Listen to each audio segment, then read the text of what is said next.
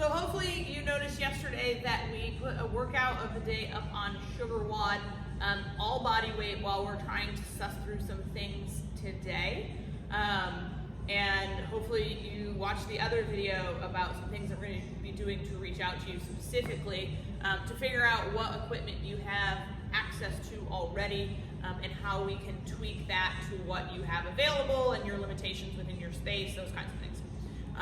But the biggest thing that you'll notice on Sugar WOD when you go in there is a long, all capitalized breathe, because we are going to work on starting our breathing and controlling our breathing and kind of resetting our nervous system from our fight or flight, because there is no better time right now than to really start looking at things that we can control.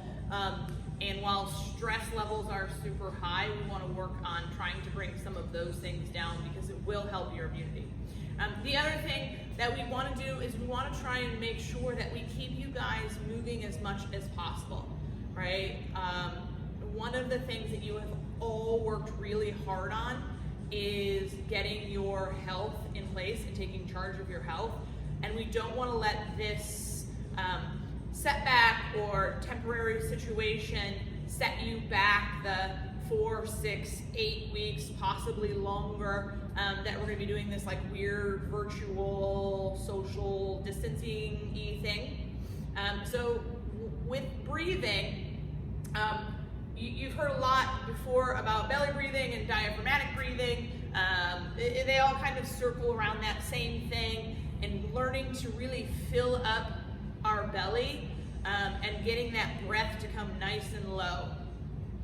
With breathing, if you need to, we can lay on our backs, right? It's gonna be the easiest way to kind of get through what we want to get through. Let me make sure I'm still in the shot, right? I'm not a professional photographer, videographer. So when we lay down, feet are going to be flat on the floor. We want to relax the tension in our necks, and we're going to breathe in through our nose, and our goal is to have that breath come all the way down to the bottom of our pelvic floor. So we're looking to push all of that breath in. As breath comes in, belly will expand 360. So we're looking for belly to come up, sides to come out, back to go down. And what I would do, and it seems really strange, you have to practice breathing, but I would practice breathing. So again, we're going to go in through the nose, out through the mouth. In through the nose, out through the mouth. If you're not sure if you're breathing right, we can take our hands, they're beautiful tactile cues, and right inside that pelvic bone, I'm going to place my hand there, and as I breathe in, I'm going to think about pushing my fingers up. So I'm going to breathe in. I should feel those fingers rise as I breathe out through my mouth. You should feel everything deflate. The next thing you want to do is put your hands on your belly button, breathe in. Breathe out. Belly should come up. Next one we're going to do, we're going to create kind of a C with our hands. We're going to come on the sides. When I breathe in, I still want to maintain down and up, but I want to push out. So we breathe in. Breathe out. Breathe in. Breathe out. Last one we're going to do, we're going to take our hands flat. We're going to put them just by that glute med or on the lower back. A lot of people will put them there for their flutter kicks, so that's what we're going to do. We're going to go ahead and put our hands into our lower back. And when I breathe in, I want to try and push my back down into my hands. So as I breathe in,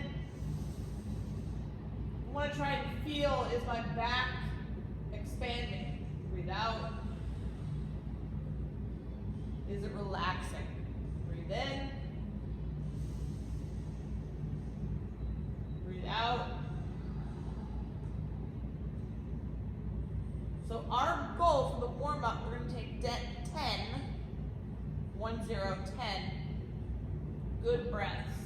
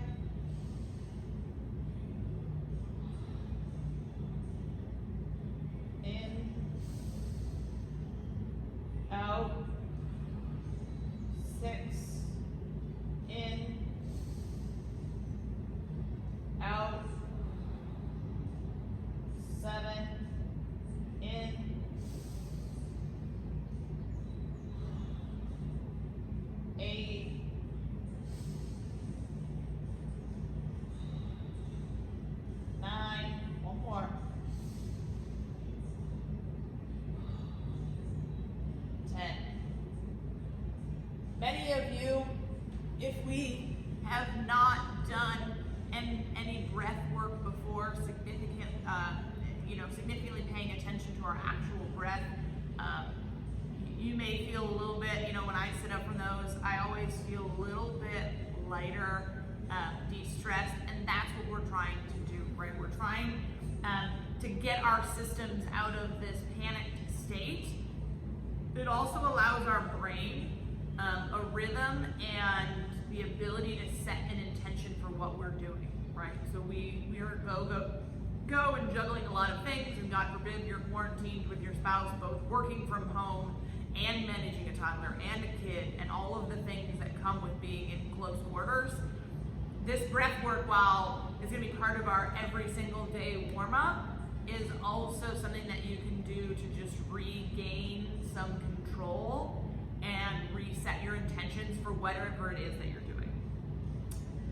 The warm-up is going to be a Tabata, and there are lots of awesome apps out there that you can download that have an actual Tabata clock that will ding for you.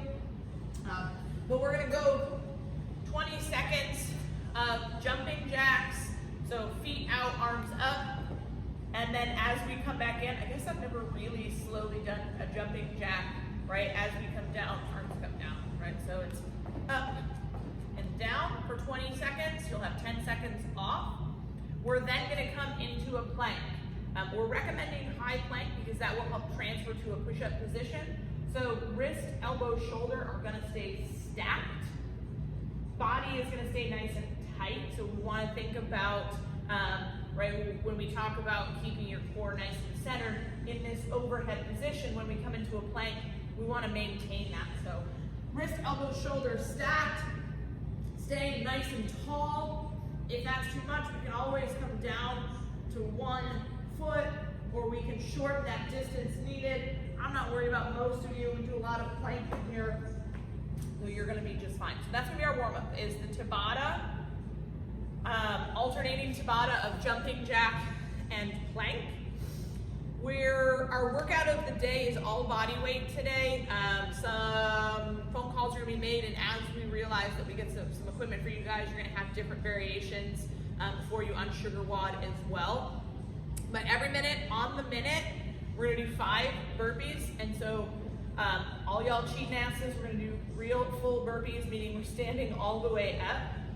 Chest and quads are going to come down all the way to the floor. We'll jump and or step our way up back into that full standing position. So we're going to do 5 of those every minute. And then we're going to do 10 alternating lunges. So we'll come in, trailing leg, ideally will come to the ground. Front foot, we're going to look to have the knee stacked over the ankle, so we don't want to see any knees over toes. Driving through the heel to stand back up. If you've got a large space and you want to get outside in between the rain today, you can always do 10 walking lunges. So you're going to have a 60-second window to get 5 burpees and 10 lunges for 14 minutes. The goal when you go into Sugar WOD, from a scoring standpoint, is going to be that every round is individually timed. So you want to try and stay consistent in how long it takes you to get through all 15 reps within that window. Once we've had a chance to get our heart rate back down after that EMOM, we're going to do a 2-minute max plank. If you are going over like that 3 or 4 minutes consistently, if hopefully you have a toddler or something at home that you can add a little bit of weight to that as well, or message me that 3 and 4 minute planks is too easy, and we'll add some variation to that as well. So super strange to coach a class to no one, or like, kind of like to myself in an empty gym. But this is what we're going to try and do and to deliver a little daily dose of medicine. So if you have questions, please call or text me, 440-724-6587. You guys all have that number. I will be as available as I can be, not coaching classes, certainly doing a ton of work on the back end to keep the community going. But if you need anything, let me know. That's today's work.